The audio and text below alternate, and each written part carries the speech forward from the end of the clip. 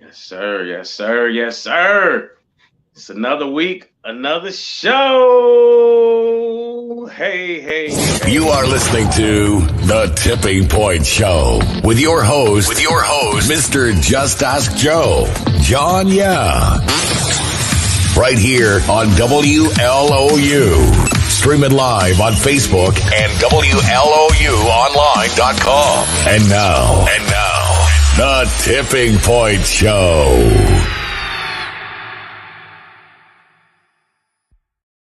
On, folk. What's going on, family? Yo, we got people listening. I can't even say the tri-state area, man. We got people listening all over the world. All over the world, man. It's a beautiful thing. And I love it. I love it. So welcome once again to another week, another episode of the Tipping Point Morning Show. I am your host, Mr. Just Ask Joe. And I got my brother from another mother, Mr. John Ya, Esoteric Concepts. Brother, take it away. How you doing? I'm good, brother. How about yourself this morning? Man, I'm doing pretty good, man. You know, back in them those old talk, what do you call them? Talk shows, you know, where they'd have an announcer or whatever. I'd have did good back then, you know. I think I'd have been a good announcer. Oh, you know, you have the voice now. Yeah. Now somebody to come to the stage, man. I'd have been all right. I've been right. But hey, man. So you know, we got a great show going on for you guys. I just want to let you know today's topic. We have Brother Richard Whitlock Jr., who's going to be coming on shortly. And he's running for Metro Council District 1. So definitely, folks, you want to tune in and listen in. John Yah's got some hard questions for him, you know. But as always, you know, we don't do anything different. We did it with Carl Price, who's running for Jefferson County attorney, and you know. It's all good. So we're going to do it again. That's what we do. We ask the hard questions. Also, we've got brother Ptah on the show as well. And he is the president of Meet Inc. I believe that's More Education and Enrichment. And I tell you what, we're going to talk about sovereignty rights. Okay, so what are Black people's sovereignty rights? And I guess one of the first questions we'll ask him, for those of us that may not know, is what are sovereignty rights? But we'll get into that shortly, folks. So don't worry. You'll hear that coming up here soon. Man, I just want to touch base real quick with you. You know, did you see the recorded live from the General, Hamra Mathis? I think so. I saw part of it. I saw the one she did last night. Yeah, it was like 2:00 this morning, as a matter of fact. Yeah. And I woke up at 6 today and I saw that. And yeah, it was interesting because it's like she's trying to say something without saying something. Actually saying something. You know what I mean? Yeah. So but the message that I got was to stay neutral, you know, in this whole investigation, I think, with the young man and the mayoral elect Greenberg, or is it Greenberg? Is that what it's called? Greenberg, yeah. I'm trying to reach out to his people and see if we can get them on the show as well. Hey, shout out, there she is, General. Good stuff there. Grand Rising, Phyllis Myers. Big shout out to you there. You know, I'm glad that she did that, because as a people, we can tend to be, and it's obvious, you know, and we shouldn't run away from it, but we tend to be very emotional.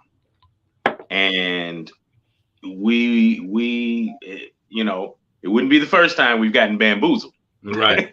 So with that being said, because of our passion and our emotion, we tend to jump real quick, and we want to, you know, pick a side quickly, right? So we just, I'm glad that she did that because, again, number one, I look at it and I can see personally, a conspiracy.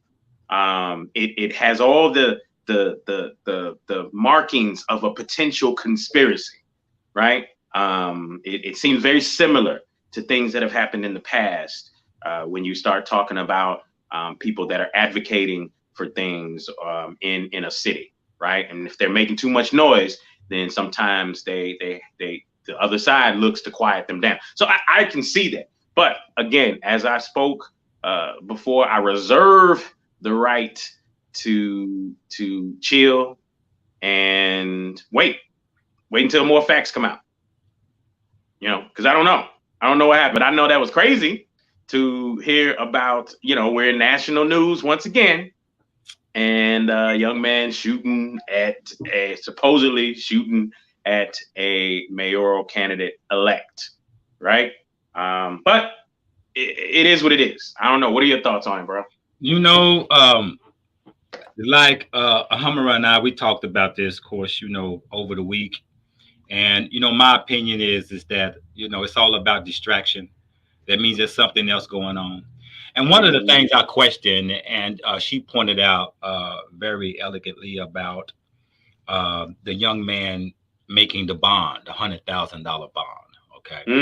So immediately it was made. So what that tells me is something else is going on. And so, where's that kind of money coming from? 100,000 cash is not easy to get. Apparently, it comes from a bank account with at least a couple of million for anyone to give up 100,000 just like that to put up a bond for someone. And it's too early in the game, and so somebody wanted him out without even him having an attorney and without the case even being sent to the higher court, because he hasn't been indicted yet. He's just supposed to lock up. Yeah, there's a whole lot of things that's going on, and I kind of question the legal part of it, but also is to create distractions, and so it's to create a deploy to where you focus on one thing and you see one thing, and then something else is going on the other end. So somebody's exchanging money, and I hear that BLM got something to do with it, or BLM is one that bailed him out. Now go figure that out. And so there's $100,000 sitting around waiting to bail out people who are shooters or claim to be shooters of a potential mayor. Who does that? Who actually put that kind of money up and do that for that reason? That tells me something else is going on. If you got monies for innocent projects, but wait, you don't do it on first arraignment. The person just got arraigned. You do that when the person gets through the preliminaries of the court and it gets sent to the higher court, which is the circuit court, right? Then you come in and step in and still look at it. But all the evidence ain't even came in to even send it upstairs yet to the court. So it's a lot of red flags. And so and another thing, and brother Richard just pointed this out. He's backstage waiting to come on, but he says Quintez Brown was a candidate for Metro Council District number 5. So to me, that's an interesting stir in the pot as well. Definitely another ingredient to right now what is looking to be a big mess. But that's definitely something to think about. And I don't want to blast past that as well. Correct. But again, but here's the message. The message is take nothing absolute. What I mean when I say that, nothing is absolute. First of all, this information is stirred up. It is not absolute. Don't matter who you hear it from. You're not hearing the absolute truth. Know that you're not hearing the absolute. You're only hearing a portion. And when someone brings you a message about something, understand this.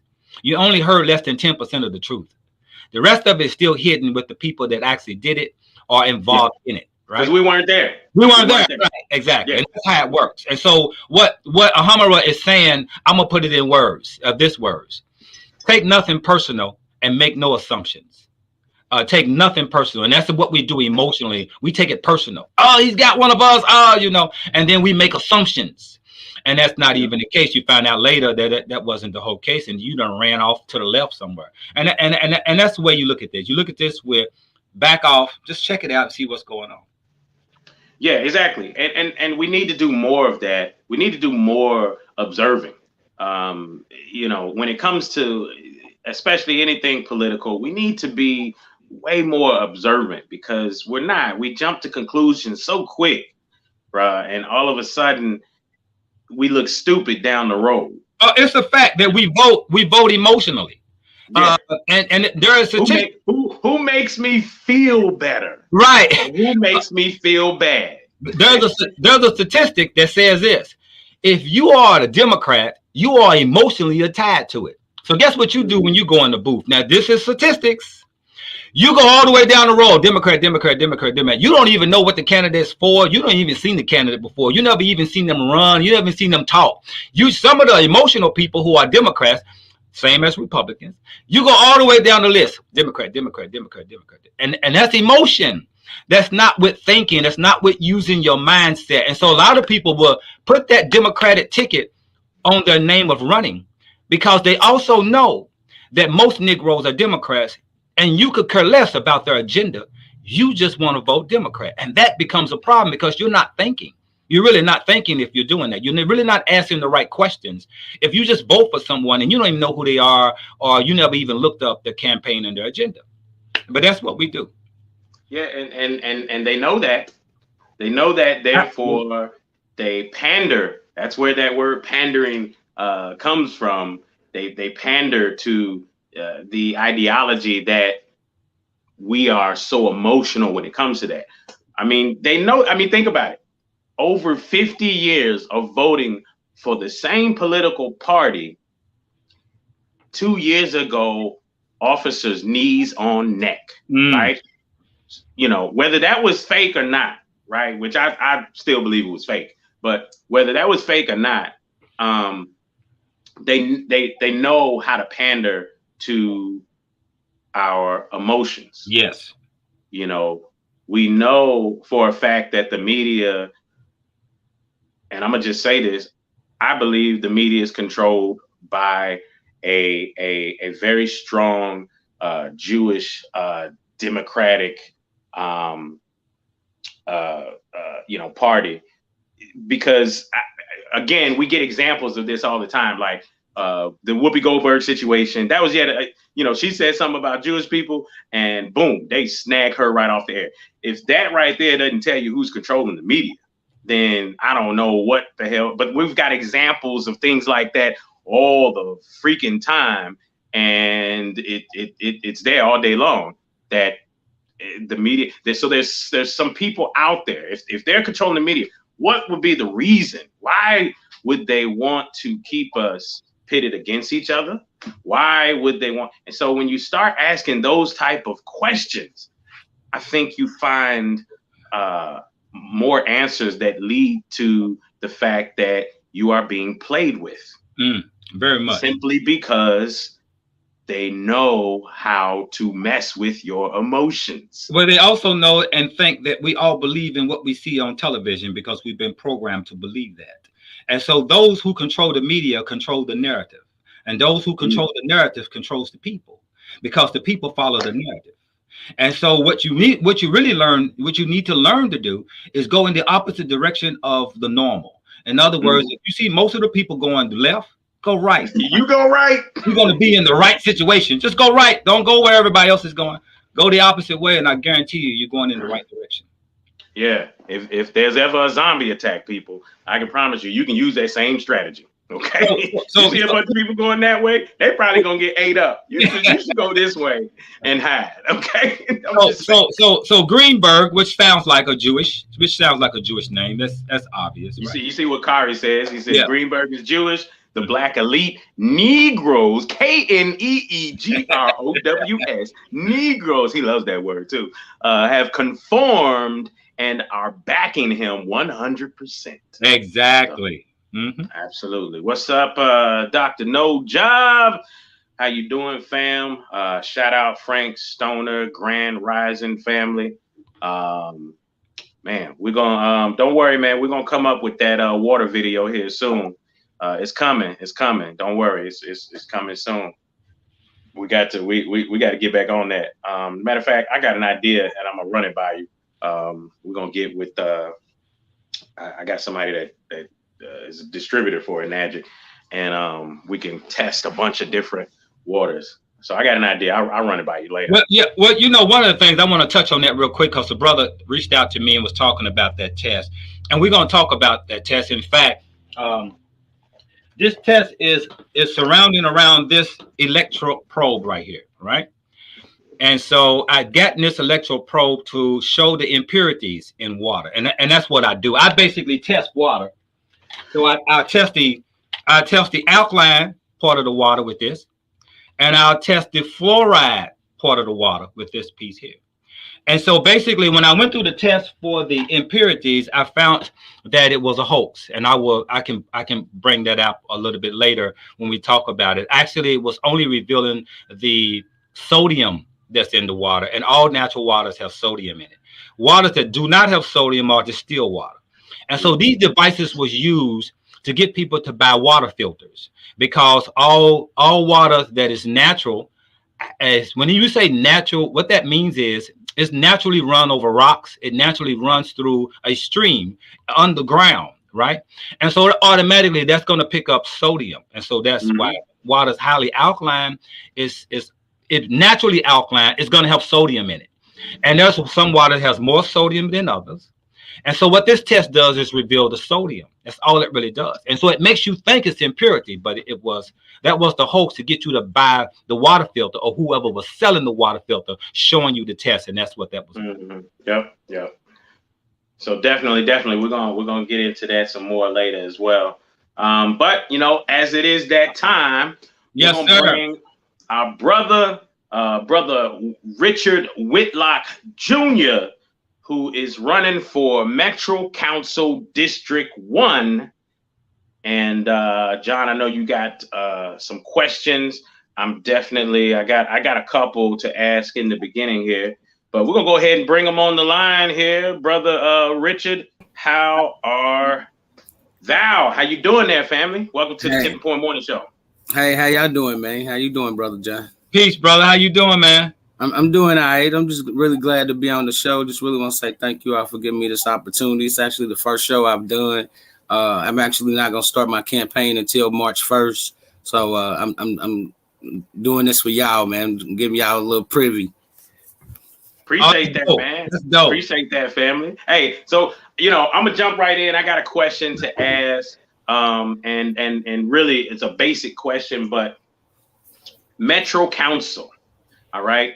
Running for that. I've heard a lot about the ideal that local elections are just as important, if not more important, than national elections. So what does it mean to run and win Metro Council, and you're in District 1? But what does that mean? What is that all about? Well, you know, the common saying is all politics is local, right? Something that I just heard here recently that I definitely subscribe to is all politics is tribal. All politics is tribal. And the reason, you know, I spent most of my life in District 1. I've been doing this community thing for like 12 years now. People that know me, they know I'm a anti-violence activist, community organizer, and a youth development specialist. And I honestly believe I've done all you can do as a private citizen. I've done all you could do as a resident, and I'm really looking forward to see how much one council person can really do. So you know, that's why I'm really looking forward to learn the capacity of a council person. And you know, I'm not only just in people's. I'm not only just interested in people's votes. I'm interested in people's voices as well. The one knock I would have on other Metro Council people is, are they really incubating community engagement? Are they really interested in civic engagement? What kind of presence did they have during the protests of 2020? I understand just Jessica Green's. I understand Jessica Green's situation because she was pregnant at the time. She was a very strong council person. She was actually my favorite council person. And with her saying that she wanted to do something else, like be a judge, I just want to make sure District 1 and the Black community have strong representation. That's the reason why I threw my head in the race. Got you. So with that in mind, then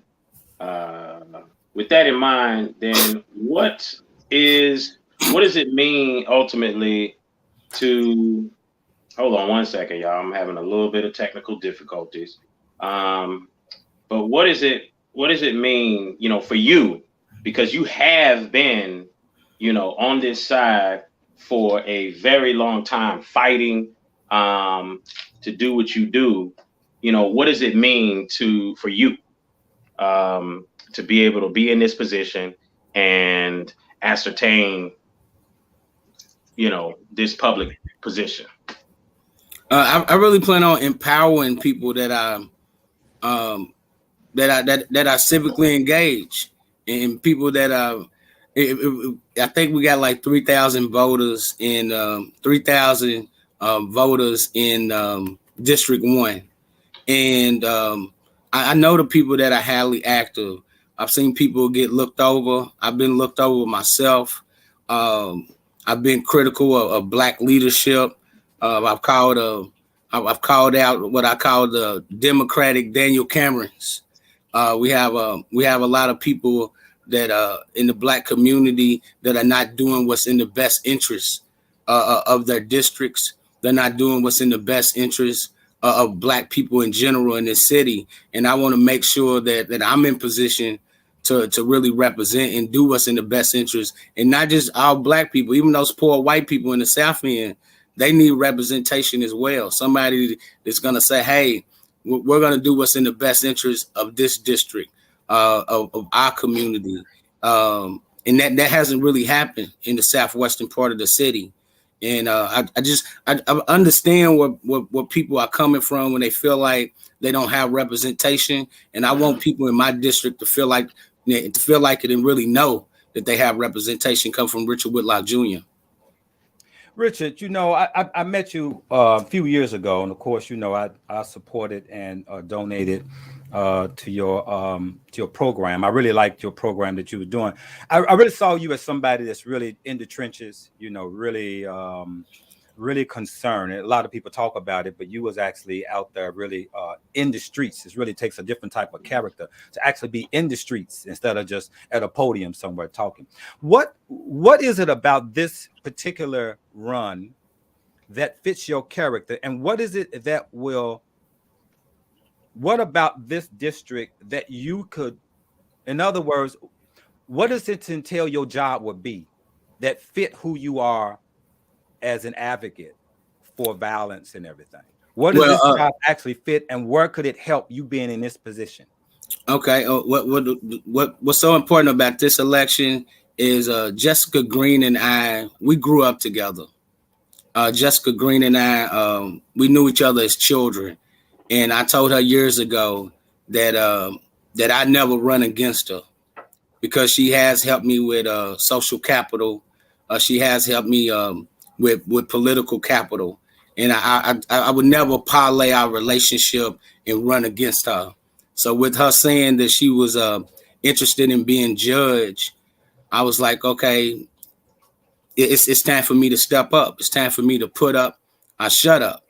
And I really think I'm the most valuable candidate because of what I've been doing over the 12 years of doing this work in the community. Definitely been an advocate for the community, and my work's been bigger than the district. So I think I could be a whole lot more effective, brother, y'all, because the work actually is going to be shrinking for me.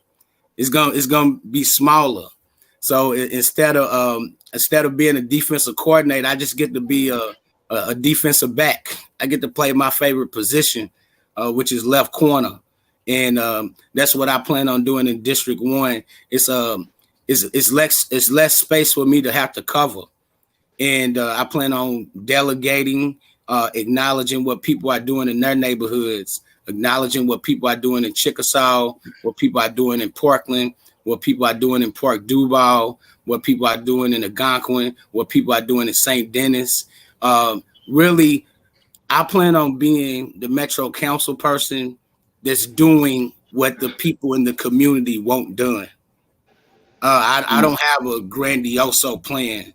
I'm going to listen where people in the district tell me what need to be done. I'm going to listen when they say where it hurts. I really plan on being responding to the needs of the people in District 1. So my thought process is a little different because I don't have a big grandioso plan. I just plan on being there for them when they need us. Right. So how much power does that position have to get things done? This is what, you got three different branches. You got your executive branch, you have your legislative branch, and you have your judicial branch, right? The mayor's office is the executive branch. He has 100% power. He can make decisions or not make them. For example, the legislative branch, since it's 26 of us, I like to say 26 of us. I'm not even one of them yet, but since it's 26 of them, I like to say that they have 4% of power. And what they have to do, they have to get a majority vote to get something accomplished. And right now, it's Democratic heavy. I believe there's 8 Democrats that's being challenged. 4 of them are serious challenges. And the Democrat Party in Metro Council is concerned about continuing to have that stronghold over Metro Council. And the judicial branch is just dealing with the judges. We talk about decisions that's being made in the criminal justice system all the time. Most of the time, these decisions are being made by judges. So I'm glad Jessica Green, she got appointed judge not too long ago, and she also won the judgeship of where she's going to be at next year. So I'm really looking forward to that. But those are the 3 branches that we really have, and I plan on exploring that, brother. Y'all, I really want to see how much one person, one Metro Council person could do in sharing that with the actual community. Great. So it's interesting when we talk about putting Black judges. We was talking to Carl Price last week, I believe, week before last, and as we talk about putting Black people in office, and here's what's interesting, and I'm gonna point this out with Atlanta. Atlanta probably have the most Black judges and probably prosecutors in Atlanta. I mean, in the United States, I believe they have the most judges appointed, but they got most judges appointed, but their justice system is still the same, meaning that probably 90% people locked up are still Black.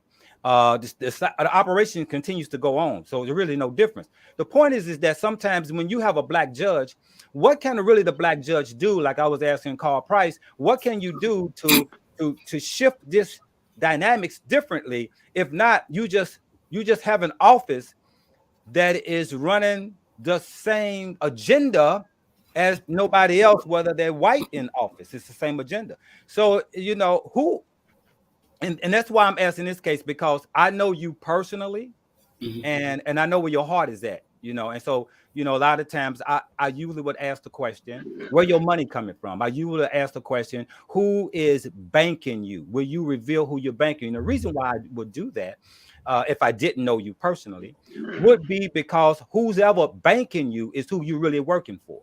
Because Black people, we just vote. We don't finance nobody. Whoever's the financer and putting that money in the account, that's who you're really shaking hands with. So I understand you because I know you're a grassroots person, and I definitely support you.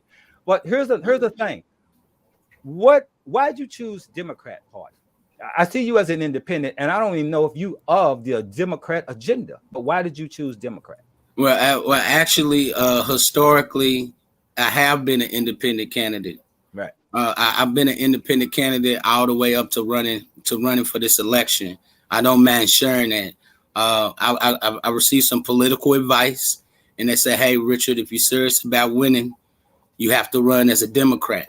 Now, why is that? Why do you think that is? Do you think that's because Black people's emotions are wrapped around Democratic Party to the point to where they won't even care what you look like. They'll vote for you anyway, is what we was talking about. No, because that's a strategy. That's a strategy, right? It's the political advice that I got, that people vote on party lines. When they say there's actually a bubble there you can feel that says all Democrat, and you can sign that bubble.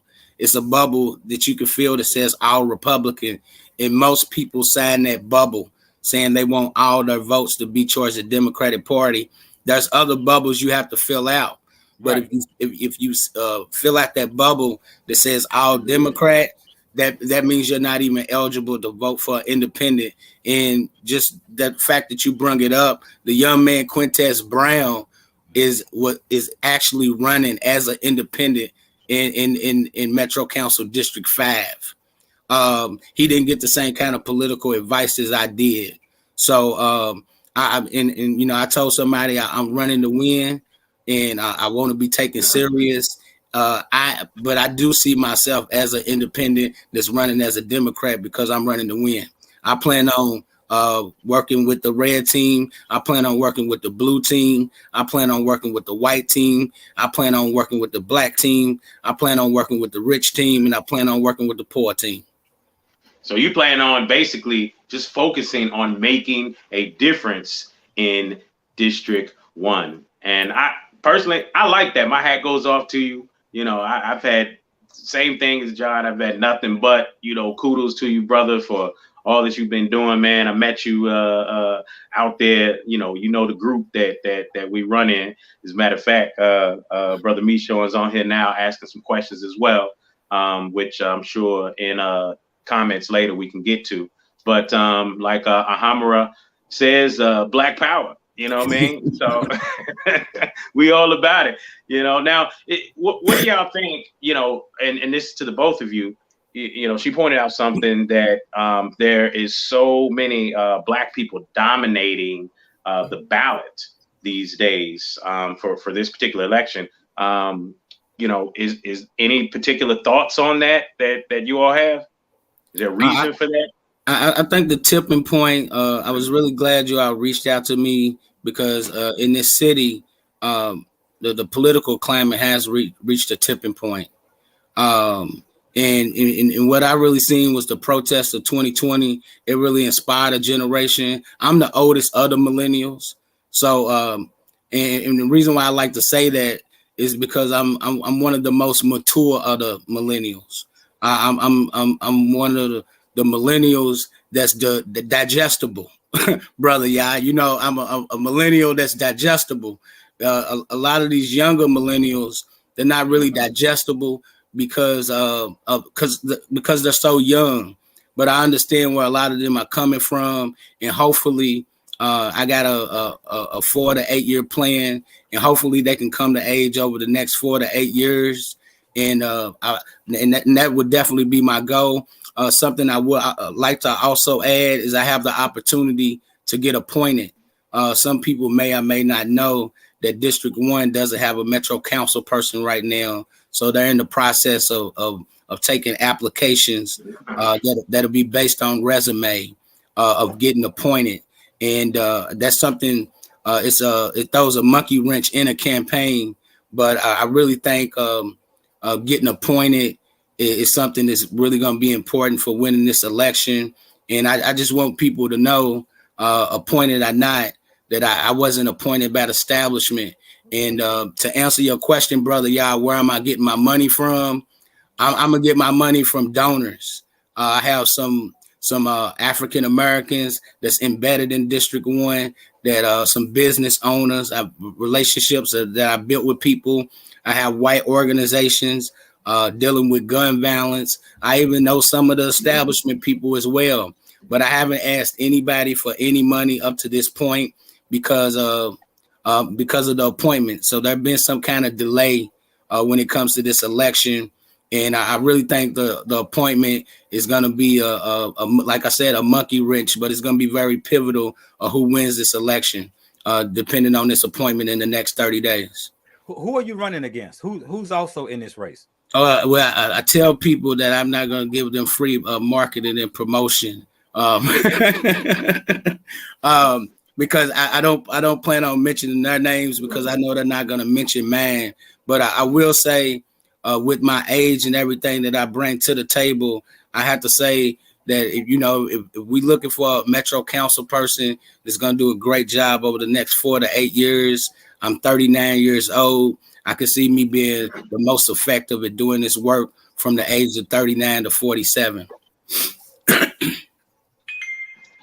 So, as we look at this and we look at what's going on right now, let's just look at Louisville News today. Beginning of the show, we were talking about, what happened with Greenberg and everything. Do you have any thoughts on that situation with Quintez Brown? I have a lot of reservations. It's a lot of what did Dick Cheney say? It's a lot of known unknowns and a lot of unknown unknowns, right? So I have reservations. What I would like to speak on is the name of the show, the tipping point. Mm-hmm. I really see the entire situation as we know it as the political climate here in Louisville, Kentucky. What I've been sharing with people is Marvin Gaye said, it makes me want to holler over 50 years ago. Tupac 25 years ago said, this is what it sounds like when thugs cry. And as we can see, the evolution of the riotous behavior. That's what I really call violence. I call it riotous behavior. And a riot is always the sound of the unheard. So, I really, my heart really goes out to the young man Quintez because he's 21 and he's a baby to me. He's young enough to be my son. I really admire the young man from a distance. I definitely don't condone what he did. I don't pardon what he did. What he's allegedly done. But I understand it. And just like Brother Yah said, he supported me when I had something called the GAP Felony Prevention Program. Yeah. And the reason why I have the GAP Felony Prevention Program is to keep young men from being a part of what Quintez is being accused of. So I would never condone that kind of behavior because one of my favorite quotes is, "You can't change the law, breaking the law." And it's one of my favorite quotes. And really looking back, it was people that kept Quintez and I from having a relationship. He's a young man I would have actually gave my program to. I would have gave him my curriculum. So not only would he been empowered, he also would have had some restraint. And that's what a lot of millennials and organizations are doing. They empowering people, but they don't have the restraint that goes with the empowerment, so you can be effective. Facts. Before I let you go, I will say that the statement you made about you can't change the law by breaking the law, I disagree with that.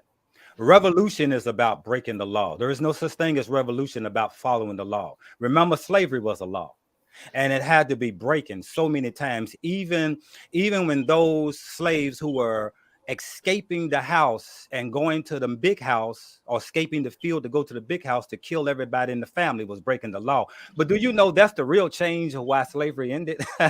Because they were afraid of the slaves uprising and breaking the law. So, but definitely respect your brother and what you do. We outside of slavery right now, so that's why I'm using that terminology. I got it. And something I tell the young brothers when it comes to selling dope and hustling, right, and trying to find justifications. I say, hey, when somebody on your street, when they die of starvation, that's when you can start selling dope. So when things are pushed to that extreme, you say, hey man, one of my friends, he died from hunger, and that's when I started selling drugs. Then that's justifiable right there. But I don't know anybody dying of hunger in our community. Right. That's right. Yeah, and I know a lot of overweight, fat drug dealers too.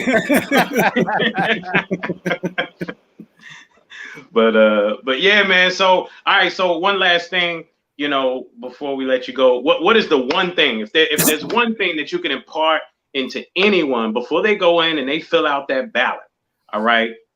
We understand that you just want to come in and change things and make things better, work with any and everybody who's willing to fall in line with making the community better. What's the one thing that you want people to remember about you when they go in to fill out that bubble? I want them to remember about me that I'm gonna be civically engaged regardless. I really wanted to make sure that I was an option for voters, that we wasn't stranded with such and such and such and such. I really felt like I had to put my hat in and throw my hat in the race out of responsibility, really out of responsibility. And that's why I really want people to know that my future in the community isn't dependent on this election. Some things in my life has changed, but I'm gonna be involved in this community if I'm elected or not. It's just what kind of accountability does voters want to have with me, and what kind of accountability that I will have with them. But I'm gonna be involved with our community. This is what I love doing. This is my vocation. This is my purpose in life. And you know, if they vote for me or not, if I win or not, if I'm appointed or not, I'm gonna still be fighting for the people, not just of District 1, but of all the people of the city. I believe that. So basically, we're gonna still see you in the streets, rocking with people. Right. All right. Well, brother, before you go, rock with us on your campaign. Let us come and sponsor us, and definitely we'll keep it up all the way to the election. Okay. Well, thank you. Absolutely. All right, brother. Peace. All right. You know, I love that interview. Oh man. That was fantastic. I love that. We got El Ptah, I believe, in the background waiting real quick and backstage. No, he'll make a great candidate because his heart is there, and he's very transparent, easy to talk to, easy to approach. He's not one of these people that you can't approach. You know, you got to go through this person, that person. Yeah, that person, he don't run with like you're not gonna see him standing there with like an entourage of people around him, and then people trying to keep you away from him. You know what I mean? Like that's not gonna happen. And I mean, let me tell you something. If I ever saw Richard get bought out, I could say at that point, all hope is lost for all politics. Because he's just not that dude. You know what I mean? He's not. You know what I mean? And just he's really a good-hearted dude. And even on the emotional side, he's just a good-hearted dude. So I'm right. I'm right there with you on that. But next up, folks, we have Brother El Ptah. But before we bring him on, I just want to give a big shout out to some of our sponsors real quick. One of which is your brother Health Daddy Wow.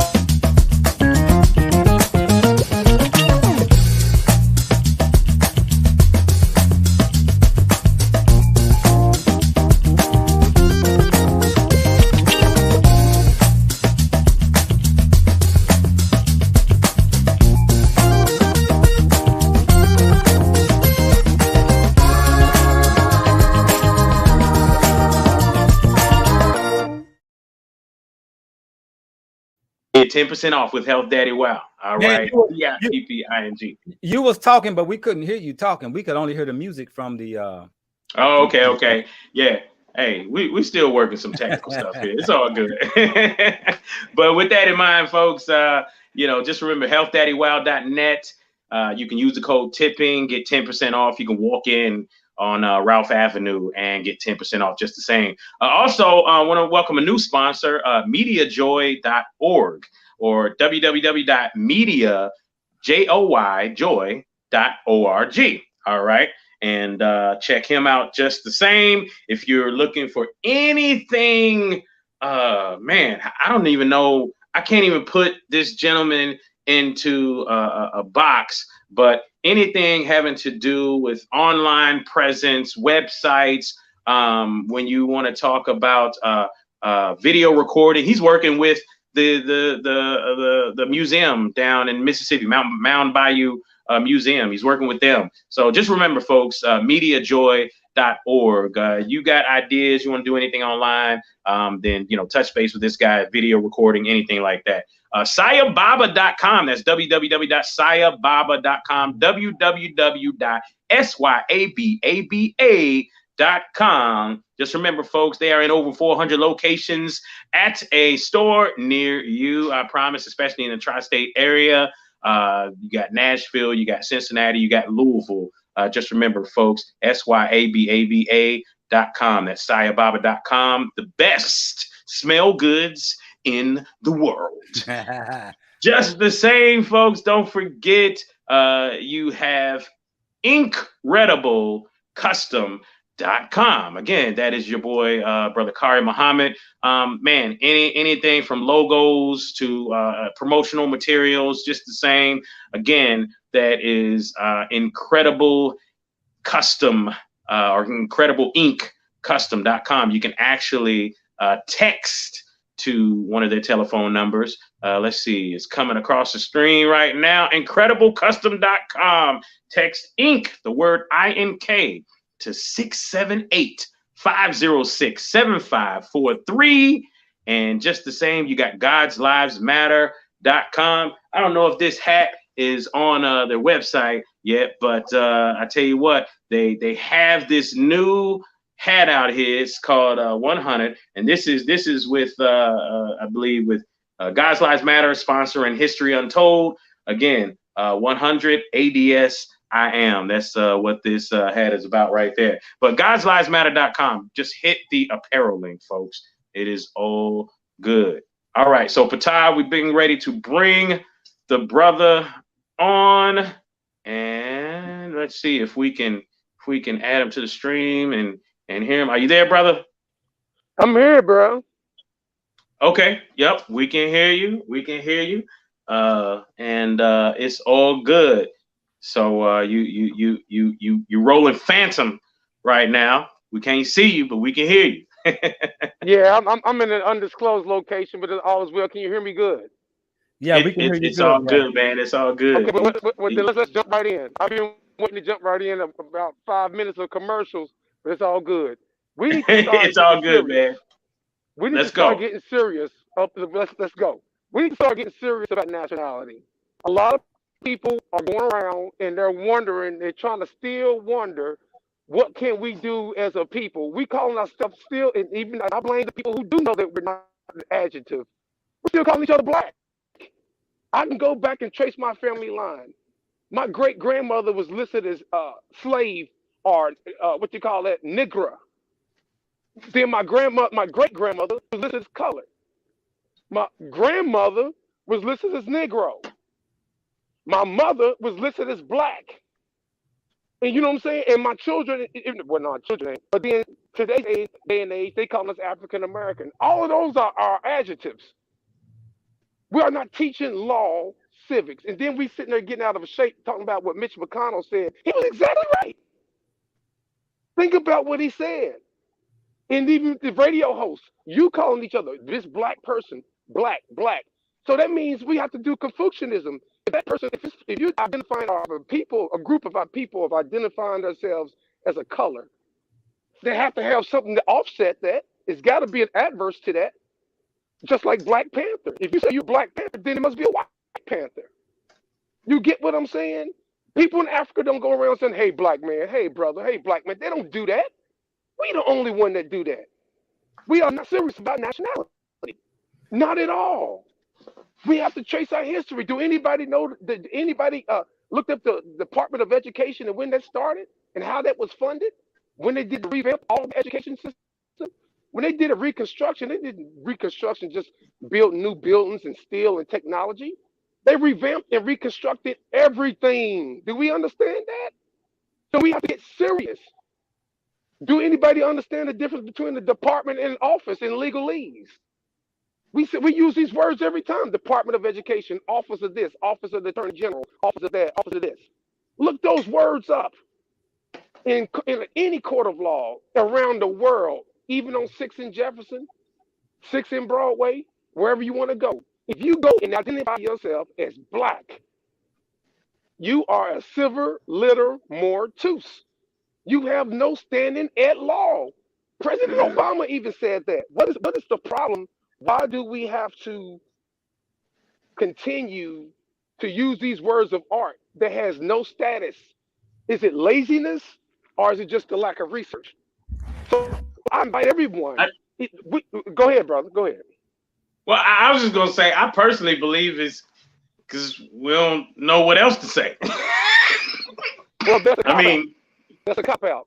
Think about this. I think most of us just don't know what else to say. Because that's trained, that's indoctrination, brother. You're right. You know what I'm saying? It's weird to say king and queen all the time. You know what I mean? Now anything you do over and over becomes habitual. So you'd have to get a certain number of people to continually doing it for the masses, right? To reach that tipping point for the masses to start doing it. But you're right. I agree. I don't even knock you for coming out the gate, with that. John, I know you got something to say. And I'm reading the comments. Hold on. I'm reading the comments with a particular person said, I'm an American born and raised. Is that the original ancient name, America? Or American? We have to stop playing games. Let's now go back to 1868 and look at who signed the Department of Education bill and who funded it. And then it turned from a department to an office. Look those legal words up. I'm not going to show you everything because people will go back to sleep.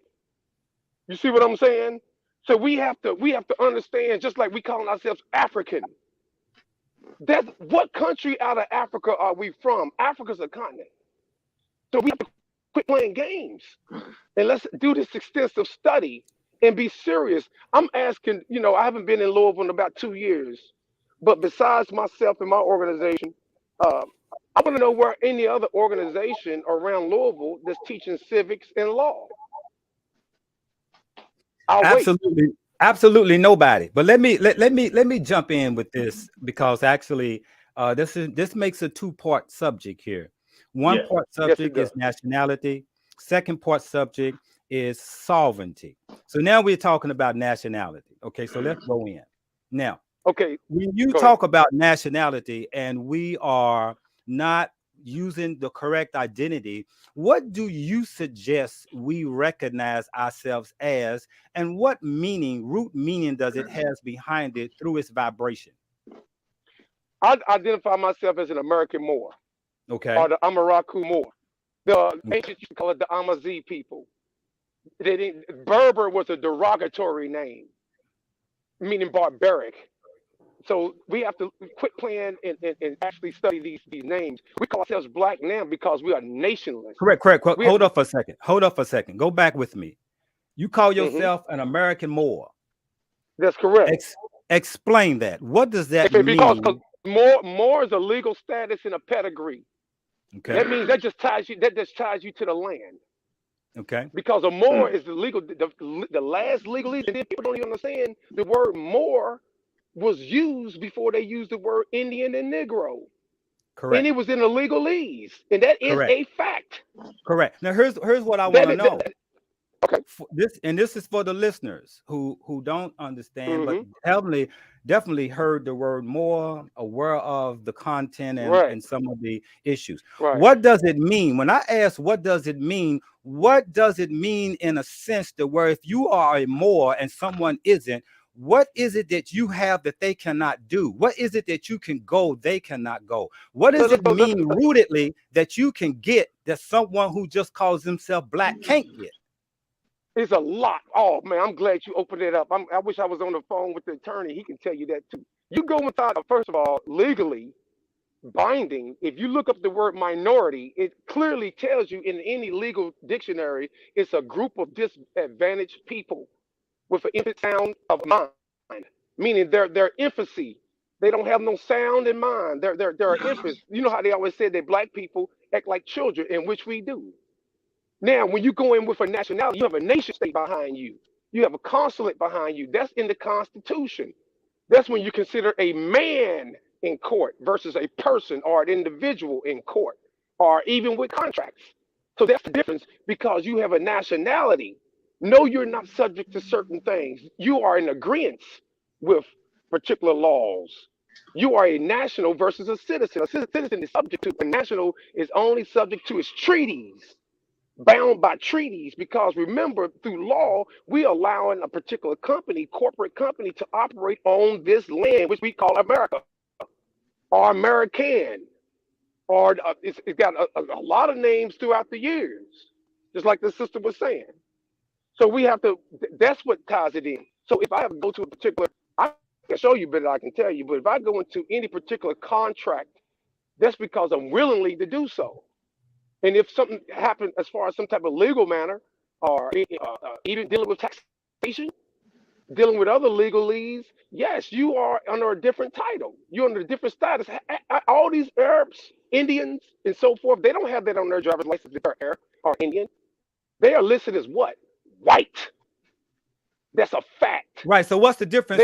What's the difference in that and being black? Because being black, and according to law and legal definition, is, I just told you, it's correct. Right. White and white is a status. Right. White is a status, and black is a status. No. Listen to what I'm saying.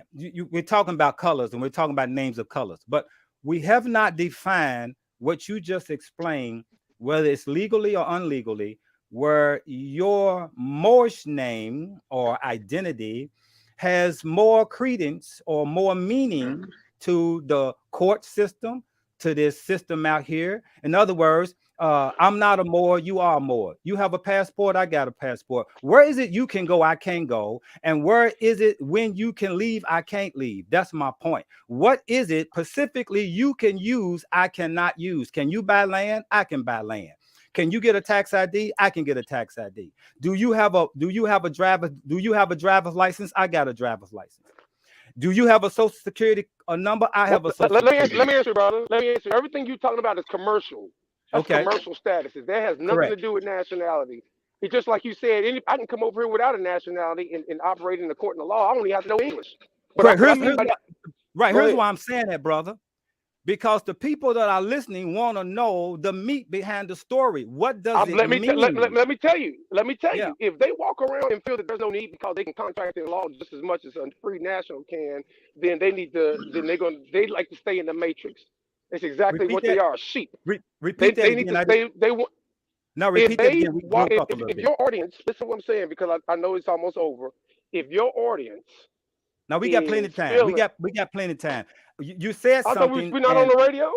No, we're not on the radio anymore. We got plenty of time. Hold on. So I can use words of art. You can use any words. You can use whatever words you want to use. Well, then shit. But listen. No, listen. Nationality deals with a nation. Right now, so-called black people who is identified as African American, one of the groups of people from Africa, blah, blah, blah, blah, blah. They are listed as subjects and minorities. They are only citizens by statute because they was written into law.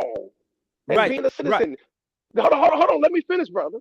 The Dred Scott case has never been repealed. Do you know that?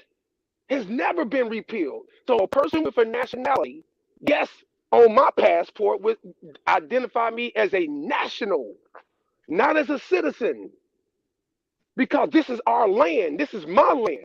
You feel me? It's not because my grandmother was here, because we worked in blah, blah, blah. No, I'm not following that narrative that they brought millions of us on no doggone ship either.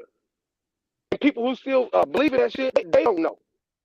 They just going by what somebody else said. They gonna pass that shit on down to their children. That's the difference of having a nationality. Because now we're using someone else's currency, but with a nationality, yes, you have presidents where you go into court. I can prove that, brother. Yes, you have presidents when you come into contract. Yes, you have presidents when it comes to funding or anything else like that, because you are a nation, you are bound by treaty, in which we are bound by treaty. We just don't understand the wars that has happened because we got a different narrative. Go ahead, brother. I'm still not hearing. I'm hearing the rhetoric. I'm hearing the talk about the legal part of what you're mentioning. What I'm trying to define is substance. People who are listening. What else do you want to know? I mean, I don't understand that. So you telling me? Okay. What I just go ahead. Go. What do you want to hear? Okay. That we're gonna get extra money? Is that what right? It is? Right. Well, I'm giving you an example. If you are more and I'm not, have you showed me anything? In other words, have you told me anything you can do I cannot do? I can petition the court. I can move the court in my direction. Listen, hold on. If you petition the court as a black person and I petition the court as a Moorish national, who do you think that they will get more presidents to? Well, I'm gonna tell minority? You. Well, let me tell you. When I petition the court, it's not black nothing. It is me versus so and so, whoever I'm going against. And I have filed pro se motions before several times. I've worked for an attorney. I don't put black anything. My point is I can move the court. And it doesn't matter me putting on there whether I'm black or whether I'm Moor. And I've had the court move in my direction and rule in my direction based on me filing a either petition and or brief to the court. What I'm asking you is that what difference is me doing it and you doing it is my point. Because we are still, like I said, okay, let's go to your narrative. We are all black people. We're asking this government, we're asking a company to give us rights. We're making affirmations and we're pleading to this particular company. You get what I'm saying? No, so because I didn't file. I'm not filing a motion under black nothing. No, I'm not talking about court. I'm not talking about court, brother. I'm not talking about court. As a people, as a whole, as a macro unit, do we have any type of voice in the United Nations as a people within this nation? Absolutely not. Okay, that's one. Moors do. And How? I can tell you the because they are under the Washita. Look it up. 210-95. They already got seat number in the UN Council. As indigenous peoples, they can only do so much because our people, and we got this consulars offices around the Eastern Coast. Okay, so what you're saying is, what you're saying is for people to understand, you have a spokesman in that arena speaking for you, correct? Correct. What are they doing for you that makes you different than us, the rest of us in the country? I have an estate, and and I'm part of a consular. The office. And what does that? And what does that mean? When you say you have an estate, that means I have that means I have land. That means I have trust. I have assets that is in a trust that is bound by my agreement. Article 1, Section 10, Clause 1 of the United States Constitution verifies that. The contract clause. Okay, yes, I can tell the police to get off my land. Right. Yes, I can shoot a motherfucker if they come on my land. Right. I think that's a right. I think that's a right everyone has. I don't think. No, they don't. It's because even though I have land, I have contracted with MSD and emergency services. You get what I'm saying? With that. So that's a state is still bound by a contract. Now, if I had the money like that, and I'm out somewhere in bumfuck Kentucky or wherever land that I want, and I bound that like that, that's the difference of nationality because you have different offices. Look up this word, consular jurisdiction, CONSULAR jurisdiction. They have offices amongst the West Coast and they're on the East Coast. Yes, if someone gets in trouble or if they detain them and they actually didn't do a crime, they can call their office and yes, they will be set free.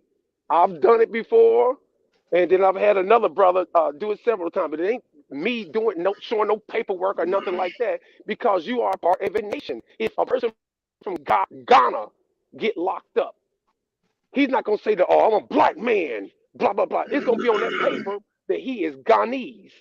Ghana, whatever acronym, suffix. Ghanaian. And then what will happen if he really did something wrong? They're gonna contact it. They're gonna contact who? Who they gonna contact? It's gonna be an office that they're gonna contact on behalf of his nation. And yes, he will be. How many brothers have you seen? Let me guess. all them niggas in Wait a minute. Hold up behave for a right. second. But none of us don't behave right. We always in jail. Brother, hold on. Listen to what I'm saying. Go ahead. Back up for a second.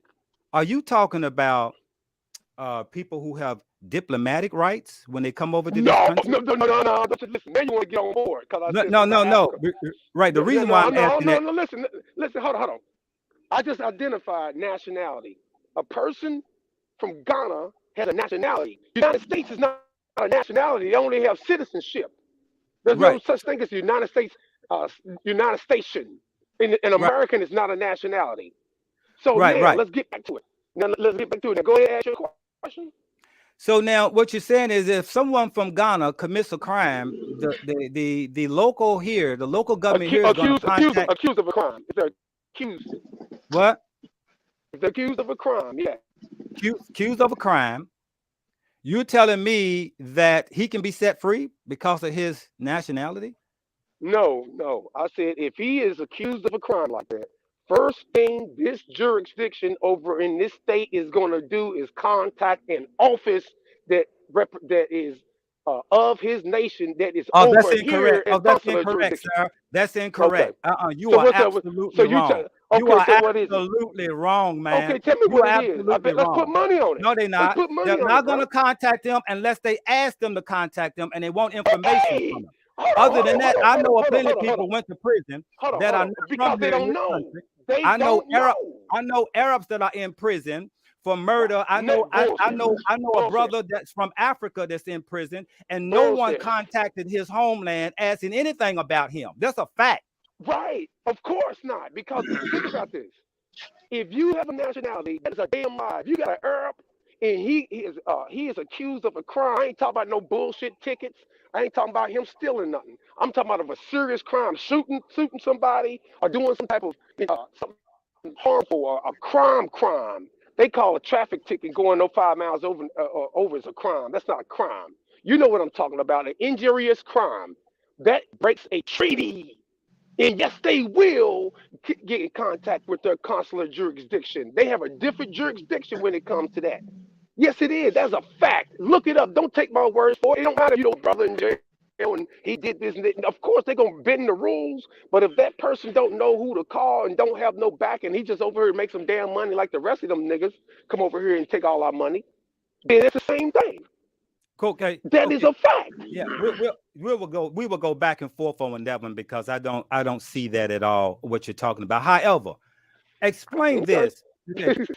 You are more and explain the two difference of the Moors that was in the 1700s and the Moors that came out of Nova Juali. What's the difference of the two? There's a big difference between the Moors from 1700. The Nova Juali just started a private club, particular not a club but a secret society, Rosicrucianism on a different level. He brought back information because during that time, Marcus Garvey and all those other people, a lot of people started secret societies and bringing forth knowledge. The Renaissance was knowledge. We was finding out what's going on. We was finding out all about these secret treaties. We was finding out about all these particular other nations that they call them Indians and Negroes, and it was really us. We was already over here. That's the information that they came over. The Moors there was defeated Moors that spread throughout all the islands, and they got traded back and forth. West Africa at the time, West Africa, and they was doing the so-called slave trade. All of West Africa was under the Moroccan Empire. They were subjects of the Moorish Empire. And that stretched from Florida. Matter of fact, they had a PBS special about this. I wish I forgot that it's called The Hidden Secret of America. And they talked about how the Moroccan Empire stretched from Maine down to Florida, all the way from Mexico up to the California coast. And that is a fact. If white folks is telling you that, what else do I got? I mean, damn. Correct. I understand that. I don't. No, I get that. So hold on. So yes, we was already over here. Yes, we already had cities. Look at the architecture that's around all the capitals. No, brother. No, brother. We're kind of off subject. No, I get that. Okay, let's keep talking about. I'm just making ad libs, but that is the difference. And so when you find out that we was actually conquered through war, we are just going through the war phases. So we have been denationalized and stopped calling us by our tribal or our legalese or our last names. Moor was the pedigree of people. Moor. That's all that was. But so are you saying all melanated people over here are Moors? All melanated people that are aboriginal to this land are Moors. That is a fact. So they got then the you would woolly have hair, yes. So you would have to prove at that point that we were already here, that we weren't on the slave ships of the Atlantic slave trade, right? It's plenty, because you got certain winds that come through America. It comes over here certain times of the year and certain currents. So wait a minute. Let's do a little history here. We're talking about the South Atlantic slave trade, right? So we cannot say that didn't exist, because it did exist, right?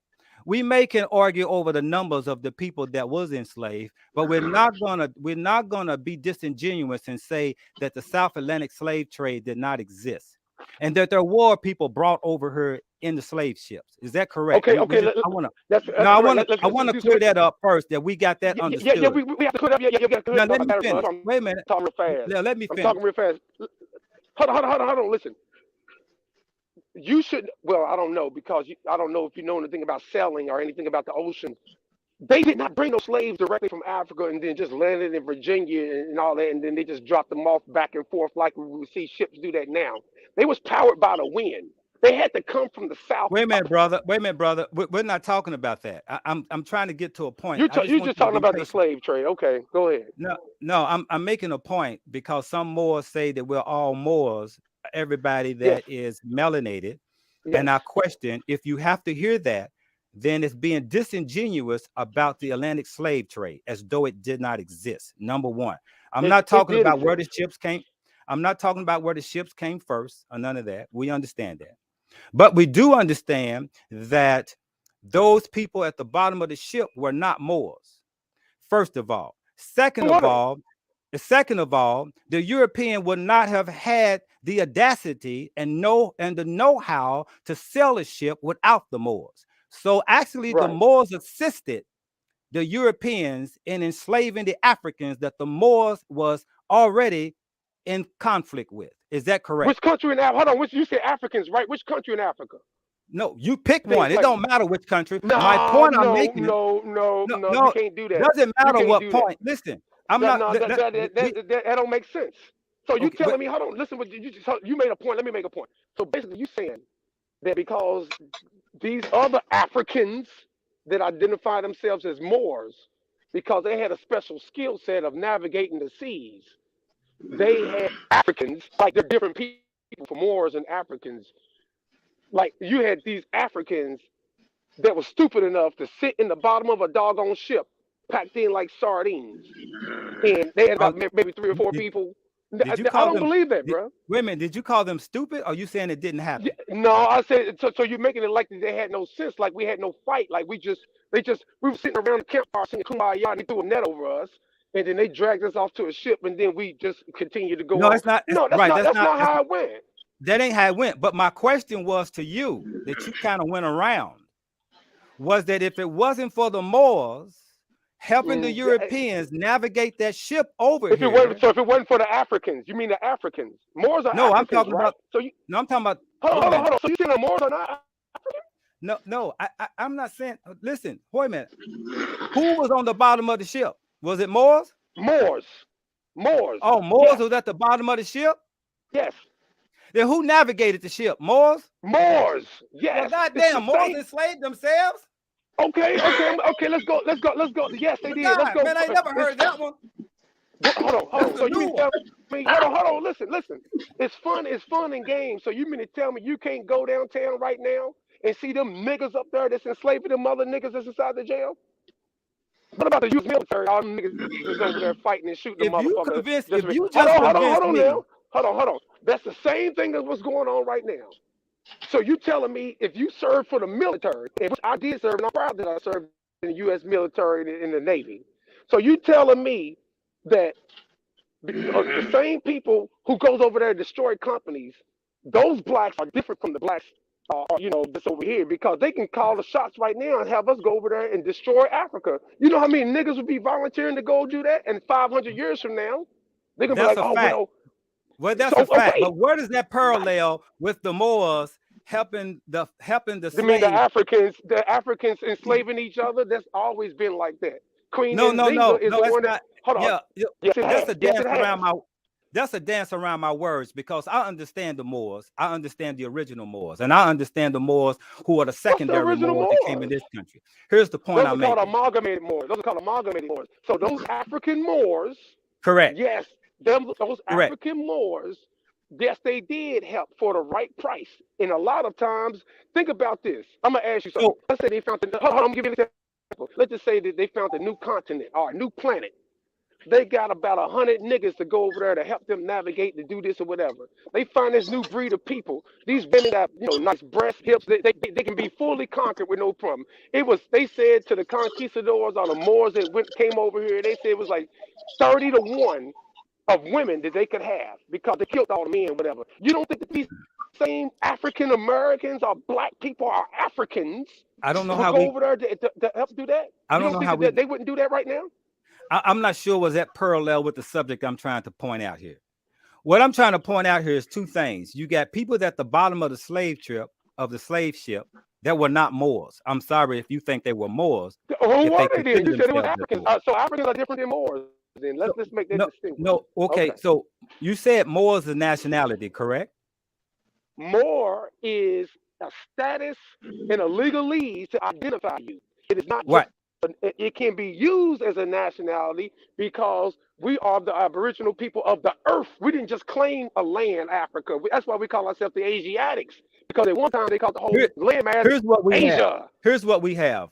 We have brother. We have a misunderstanding of what history have told us, and that's what we got. Yes.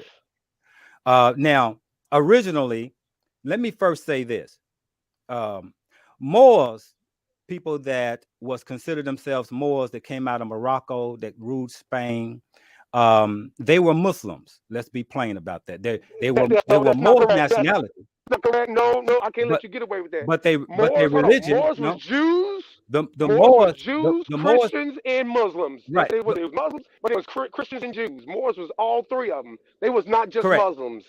Right. Listen, you ain't getting the point. No, our point is that okay, go ahead.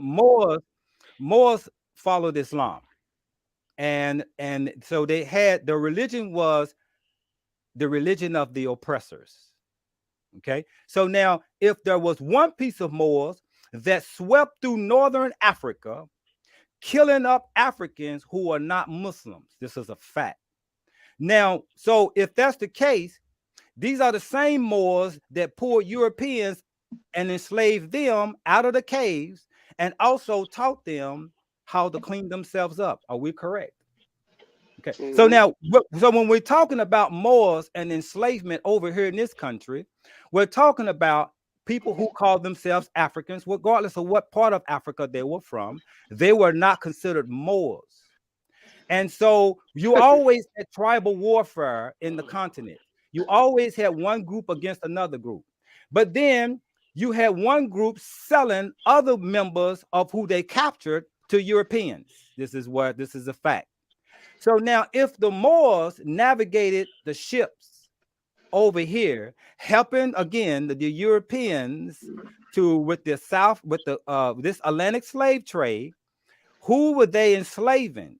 Were they Moors? No, they were not Moors. In fact, when they got to this country, the Moors had sovereignty rights to walk around this country with their paperwork while slavery was going on. In fact, there were some Moors that had slaves in this country. This is a fact, right? They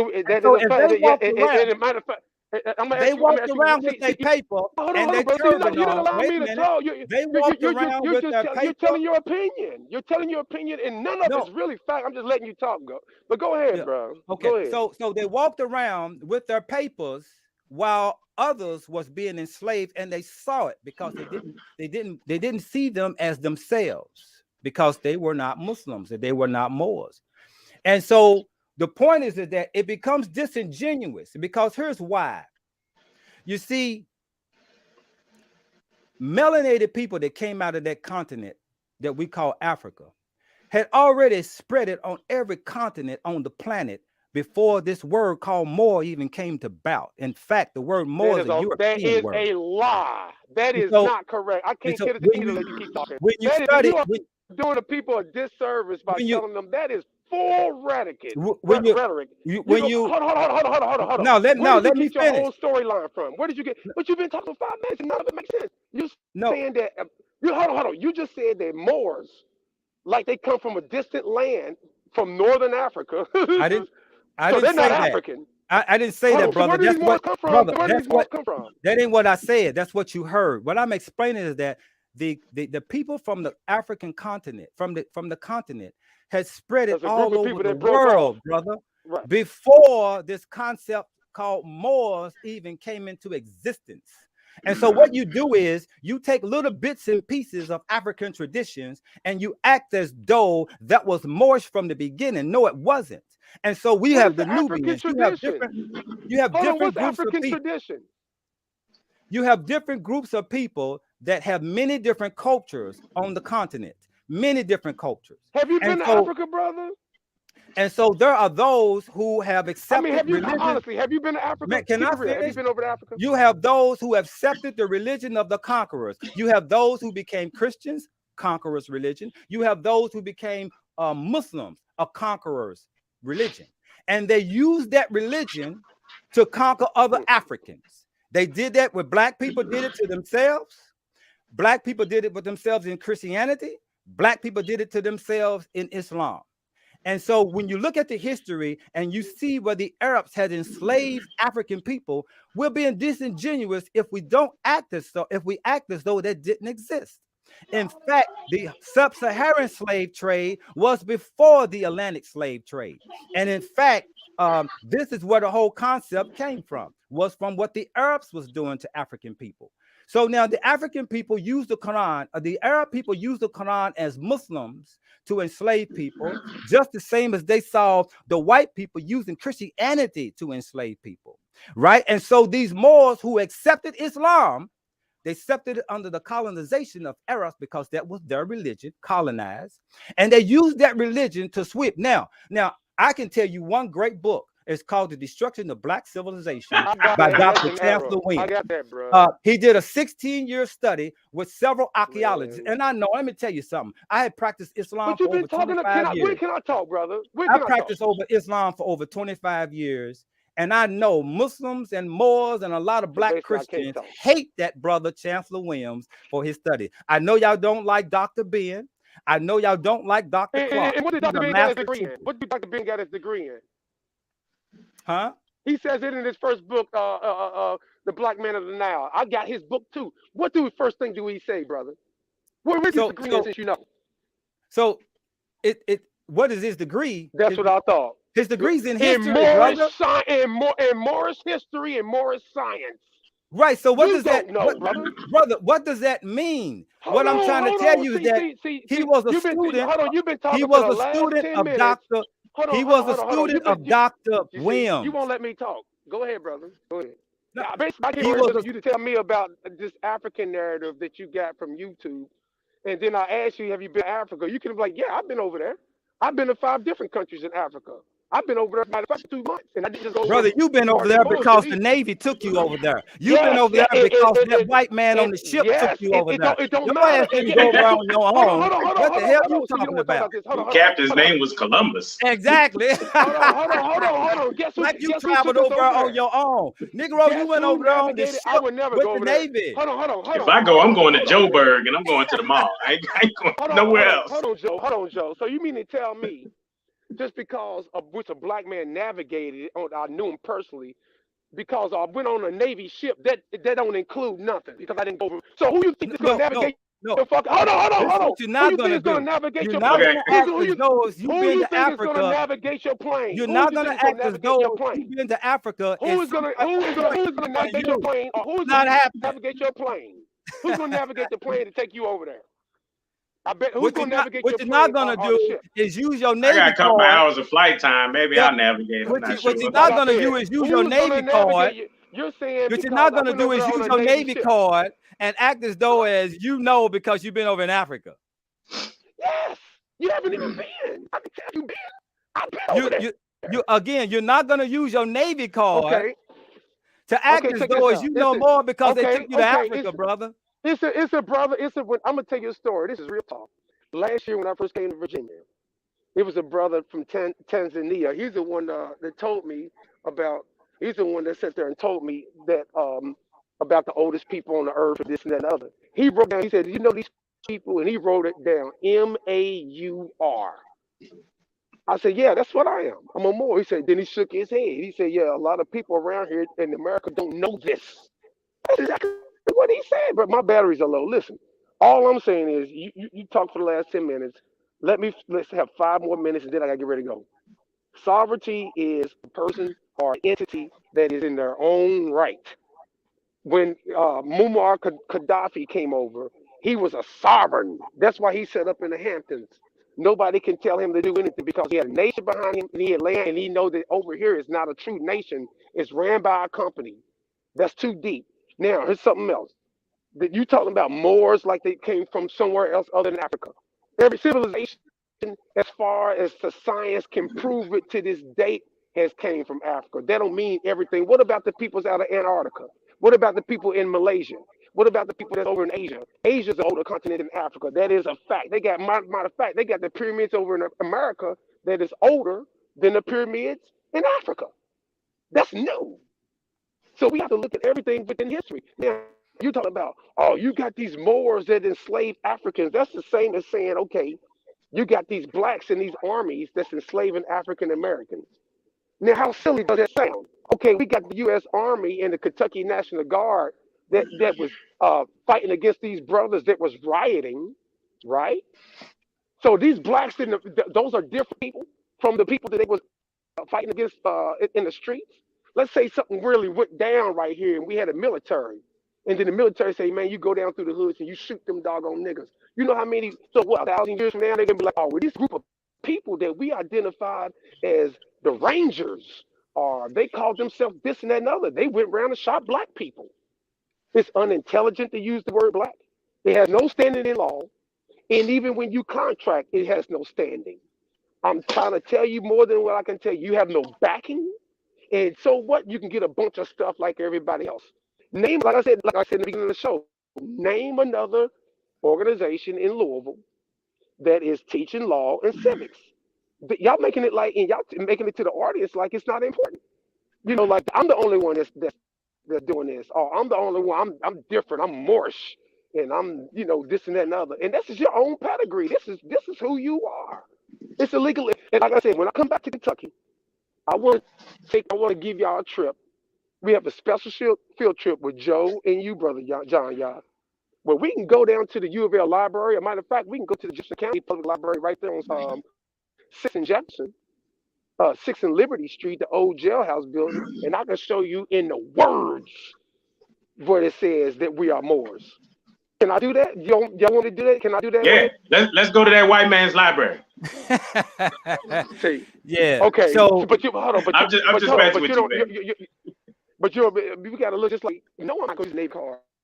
Because when I first went over there from the Navy, I was like, man, it took us 3 weeks to get over there, and we was going 18 knots. You see what I'm saying? 18 knots in 3 weeks. How long it took to get over there? I've been to Namibia, South Africa, Ghana. I've been to doggone Nigeria, and I've been to Ivory Coast. And when I went over there, yes, they knew who we was, and they loved us over there. But at the same time, they had the same problems. They just under the spell, just like we are. That's why you go over there right now. They know our history. We don't know our history. So with that said, where's your land?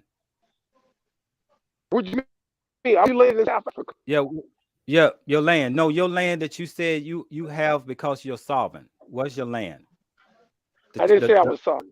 The estate. The land. No, I did not say I was sovereign. The land is sovereign. Remember, a person can't be sovereign unless you have a massive amount of money. You're lord or king. Sovereign just means that you in your own right. Gotcha. That's right. Self-ownership. Self-ownership. Self-ownership. Right. It means you can move about when you get. That means you can move about when you get ready, and you don't have to answer to no one. That's what sovereignty means. Right. Correct. I kind of feel like that now. That's not what it means. No, it don't mean it. What does sovereignty mean? United States is sovereign. That's a sovereign nation. I mean, they can do diplomacy. They can set up different offices and consular jurisdictions. They are in the international world of trade. That's a sovereign nation. they don't have to answer to China. They don't have. Well, really, they do. You know the deal with that. They don't have. They are in their own right. They can make their own laws. When I go to your house, John, y'all, and your land, your state, whoever come over to your house is a sovereign. Correct? I mean, not a sovereign, but you and your sovereign land. Whoever comes in my house, I'm running. Yeah, I'm the sovereignty in my home. That's right. Right. Yeah. So by definition, right? What we see, individual sovereignty rights. Okay, self-ownership, also known as sovereignty of the individual or individual sovereignty, is the concept of property in one's own person expressed as the moral or natural right of a person to have bodily integrity and be the exclusive controller of one's own body and life. So in essence, we are all sovereign. I'm trying to these about that. We are all sovereign. Yeah. Yeah, I get. Oh, did I lose him? We lose him? Yeah, I think we lost him. Yeah, I still have not gotten the information on what is it that he is afforded to do that I cannot do, as I am not a Moor and I do not use that title. I don't get it. I don't see the logistics here. What can happen different? I've moved the court. You know, I don't know. Maybe he's saying like if the 14 million of us here in America all decide to call ourselves Moor and become independent, that we will have some political power at that point. And we can have that same thing if we just come together. We ain't got to call ourselves Moors. Just a bunch of Negroes come together and we can make a decision. I don't really get the logistics of the part about we can do a lot of quotations of what is written. I think he wants us to stop calling us. He wants us to stop saying black. So no more black power. You just have to say power. Power. That's it. No more black power. Is just power. Yeah. And one of the things I definitely agree with is that concept of names. This is why I talked about what does the name mean to you? You know, what does it mean? Because what it means to you is the vibration you send out. If black just means color, that's the vibration you send out, just a color. But if black to you means a king, it means a god, then you think that of that word black, then that's what you vibrate out. So I don't differ with someone who calls himself black. If Jesus means king and God, then you know, anytime you come in contact with utilizing that word, there's going to be power behind it because that's the vibration that you send out. Correct. So, you know, if my name, if you took Jesus out and put Joe in there in any context, then that would be the name and the word that would bring the power that you see fit with that, right? Correct. So, I mean, I just think that I agree with the idea of not, you know, walking into rooms saying I'm black versus saying I'm a man first or I'm a woman first. I get that, you know, treat me like a man, right? That's it. First and foremost, that's what I am when I walk in, right? Am I a proud man? Okay, you know, we can get into all of that, but I'm a man first, you know, no color, no nothing. And I think a lot of times, you know, we do spew the whole, you know, black thing. And in a sense, the word black, when you start defining it and breaking it down, the only time black is a good thing is with money, right? So, you know, it's interesting when you start looking at it from that perspective. But, you know, when you look at this, what I do notice is that in the midst of this conversation, in the comments, there's been a lot of education that's been going on between people in the comments and stuff like that. You know, people first just now hearing the term Black Law Dictionary or Black's Law Dictionary, and people understanding that and you know, never heard of that and going to seek that information. So, you know, nonetheless, this has been a good conversation. It definitely was fun and cool to hear the dialogue back and forth. So you know, any last words on that that particular? I know you cruising a book called The Destruction of Black Civilization. I think you just when you said that, it was interesting because I've been opening that up. I was actually just reading some more of it last night, and a lot of what we're talking about, is there. Even when you start talking about, how early were there, quote unquote, melanated people on this earth, up to 300 years ago, 300,000 years ago, versus just understanding, the last 2,000 years that people only kind of go that far back. But, that book right there, I can see why it would, in a sense, be hated by certain sects of people, like in religion. People in religion and going to not like that book because it's very historic. He's very historian. He used it took him 16 years of study the land with other doctors and archaeologists of that land before he put that piece of work together. And I've seen many pieces that come after him have not yet debunked none of the stuff that he had talked about, even the stuff that I still hear today. But what's very interesting when we're talking about the history, we need to understand this: that who are we before Moors? We sometimes we hear this information and we act like as soon as we got on the planet we were Moors. No, fucking just made that shit up, right? These terms are used to identify one group of people to another. First of all, number one, you're human first. Number one, you are human. You are human, right? With the you and the melanin in us. That's number one. All these other terms are terms that people gave us. And guess what tradition is? Tradition is information wrote down by someone thousands of years ago who's dead now that people still right now today follow. That's all tradition is some dead person's writing that people follow today. That's all tradition is, right? And so here's the biggest thing you need to understand. And this is where I can't. You see, these names are just names. We really don't understand these names. A lot of people call themselves Moor. Do you know the fucking Europeans named y'all that? Did you know that was a European word? That Moors wasn't the original name of that meaning.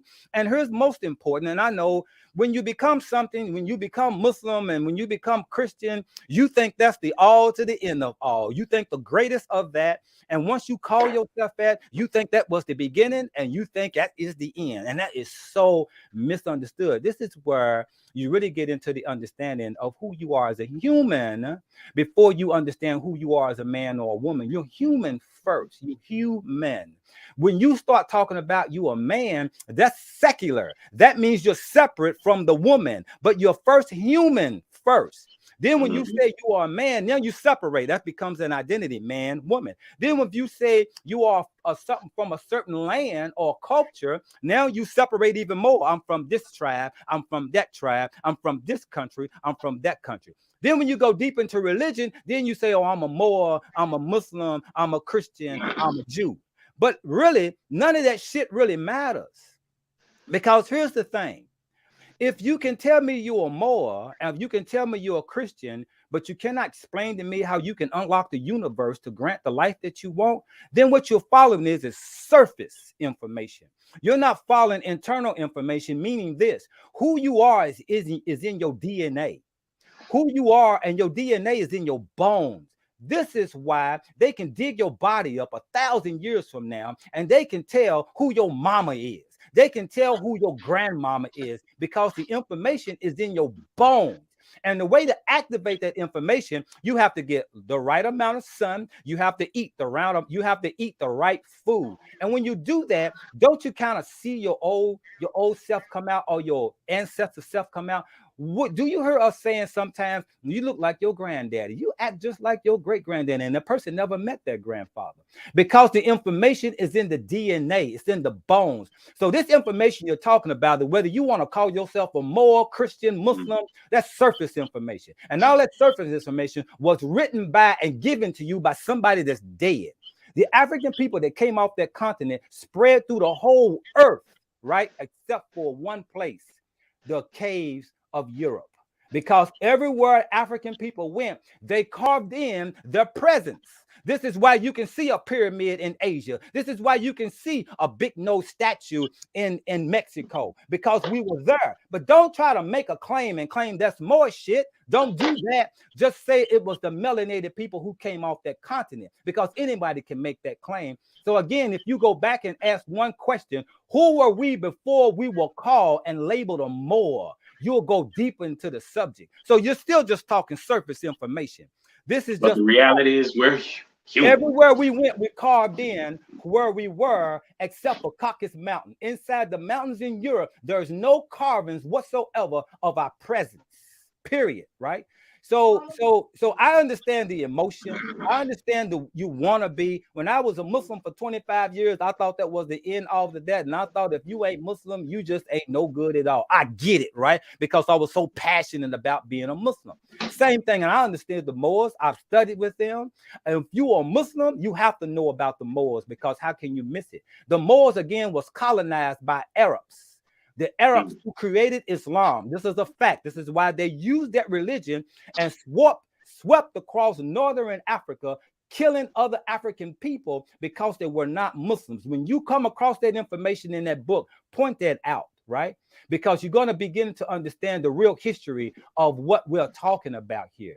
And so just the same as I pointed out, as you saw the brother kind of dance around it, right? Because this is the fact. The Europeans wouldn't have not known how to even navigate ships if it wasn't for the Moors. It was the Moors that took them out the cave on the second dark ages and taught them how to clean themselves up, right? And so when the Moors came here, they had sovereignty rights. This is where this sovereignty right shit came from. They were allowed to walk around in this country unscathed until 1740. Look up the word 1740, the Negro Act. When the Negro Act was passed, the Moors was locked up too. They were locked up and they were put in bondage and slaves right after 1740. Look up the Negro Act, when they locked up everybody of dark skin color. Even the Native Americans was locked up and put in slaves. So we're being disingenuous if we act as so as the Atlantic slave trade didn't exist, number one, and we act as so as those people at the bottom of the ship were either weak, passive, and don't say they were Moors, because it don't make sense. The Moors enslaved the Moors. Nah, don't bring me that shit. But I do understand the concept of what the Moors was doing, because there was tribal warfare. And the people who were captive, they found a way to sell them off to Europeans. So the Europeans didn't have the power to capture all these African people. They had to use other black tribes to do this. This is just a fact. When you go through that book, you're going to see this information. So what are we going to do? Deny this because we have a certain belief system? That don't make sense to me. So I know for a fact, you're going to laugh at the destruction of black civilization, because I said again, Moors and Muslims and Christians hate the fact of real history that was dug up to prove that religion, Christianity, Judaism, and Islam was a made up ass lie. And all of those stories about Jesus, Moses, and shit, that shit was already in the pyramids on the walls in Kemet, right? Haru is what we call Jesus. Isis is who we call Mary, right? Today, after they done changed it. When you look at the word Haru, then you look at the word horse. Horse and Haru is the same person, but horse is when the Greeks took over and called it horse. The original name is Haru. And so we can't deny these facts, right? That religion played a great role in the Moors' decisions of how they ruled America, or how they ruled the northern part of Africa. This is just fact. This is what they did with Islam, and you're going to see that in the stories of the destruction of black civilization. And this is where we get the true understanding of how we lost our power and became dumbed down through the Europeans. Man, today has definitely been something for everyone to think about, man. So shout out to both you brothers for bringing forth such great information. Hey, I want to let everybody know, do us a favor, make sure you click this link and share this video. We are beefing up our online presence, working with some other organizations putting our podcast out there in different places. So just hit that button, hit the share button. It's easy thing to do. Share. Everybody share it at least one time. And, if you got some groups or other things of people that you think will be interested in hearing what we have to say, go ahead, share it in there as well. I want to let everybody else know also to check out the tippingpointshow.com. Again, the tippingpointshow.com. And I do have one commercial that I need to go ahead and play real quick, folks. Give me 15 seconds.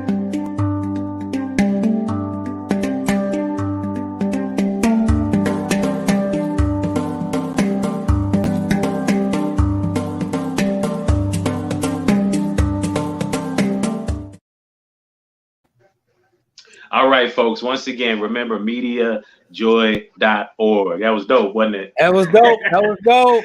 Absolutely. Well, again, folks, this has been yet again another episode, a dope episode of many more to come, even better than today, of the Tipping Point Morning Show. Just remember, folks, the tippingpointshow.com. Check us out on YouTube as well at the Tipping Point Morning Show. And you can hit either one of us up, justaskjoe.net. You can go to sayababa.com and hit up my brother John Yah. You can Esoteric Concepts on Instagram, and myself, Just As Joe, on Instagram as well. But hey, it's been great. Love you, brother. Love you too, brother. Appreciate it. We'll see y'all next week. Peace.